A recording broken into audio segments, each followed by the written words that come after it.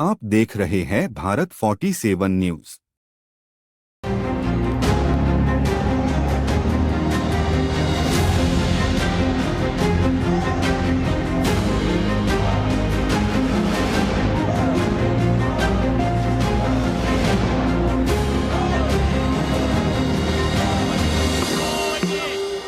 प्रधानमंत्री नरेंद्र मोदी ने मंगलवार को तीसरी बार वाराणसी लोकसभा सीट से बीजेपी के टिकट पर नामांकन दाखिल किया। सुबह सबसे पहले वो दशाश्वमेध घाट पहुंचे। घाट पर गंगा सप्तमी के शुभ मुहूर्त में पूजा की। पीएम मोदी के नामांकन में गृह मंत्री अमित शाह, रक्षा मंत्री राजनाथ सिंह, केंद्रीय मंत्री नितिन गडकरी समेत कई केंद्रीय मंत्रियों समेत 16 राज्यों के मुख्यमंत्रियों और एनडीए के कई बड़े नेताओं ने हिस्सा लिया। मोदी के प्रस्तावकों में अयोध्या श्री राम जन्मभूमि पर नवनिर्मित मंदिर में रामलला की प्राण प्रतिष्ठा का मुहूर्त निकालने के साथ ही अनुष्ठान के आचार्य गणेश्वर शास्त्री द्रविड़ समेत जनसंघ काल के कार्यकर्ता बैजनाथ पटेल, भाजपा के पुराने कार्यकर्ता लालचंद कुशवाहा और वाराणसी भाजपा के जिला महामंत्री संजय सोनकर शामिल रहे। इस दौरान उत्तर प्रदेश के डिप्टी सीएम केशव प्रसाद मौर्य ने प्रधानमंत्री मोदी के नामांकन पर खुशी जताई। माननीय नरेंद्र मोदी जी का जो विजन है, जो उनका मिशन है, वह निश्चित तौर से सफल होगा। जब वह एक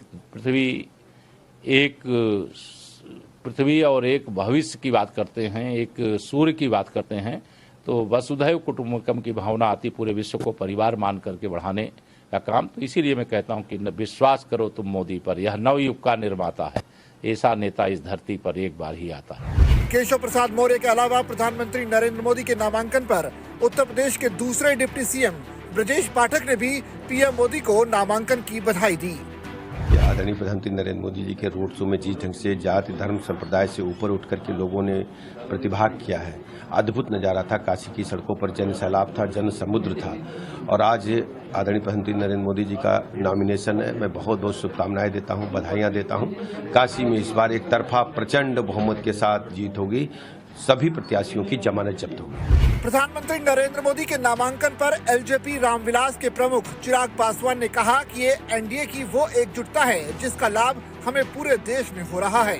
हम लोग की ताकत ही हम लोग की एकजुटता है और आज प्रधानमंत्री जी के समर्थन में पूरा एनडीए एक साथ उनके नामांकन में शरीक हुआ है और यही एकजुटता ही हम लोगों के लक्ष्य तक हम लोग को लेकर जाएगी। और उम्मीद ही नहीं, पूरा विश्वास है कि जो 400 पार का प्रधानमंत्री जी के द्वारा दिया गया हम लोग का लक्ष्य है। प्रधानमंत्री नरेंद्र मोदी के नामांकन पर महाराष्ट्र के मुख्यमंत्री एकनाथ शिंदे ने कहा कि आज उनका नामांकन है जो पूरी दुनिया में लोकप्रियता में नंबर 1 पर है।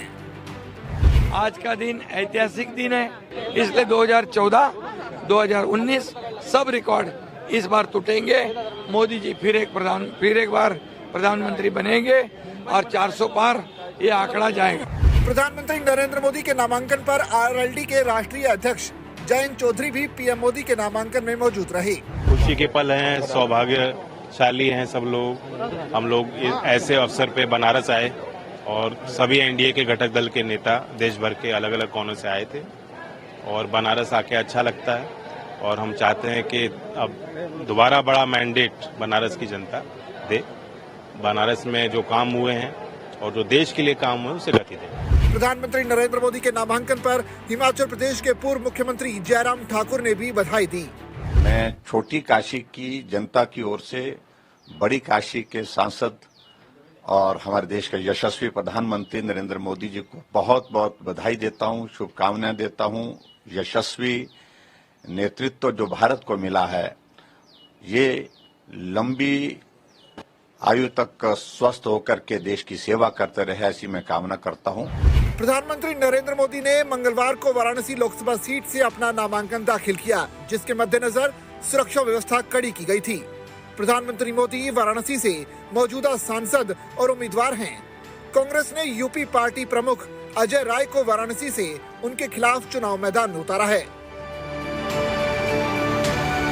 आप देख रहे हैं भारत 47 न्यूज।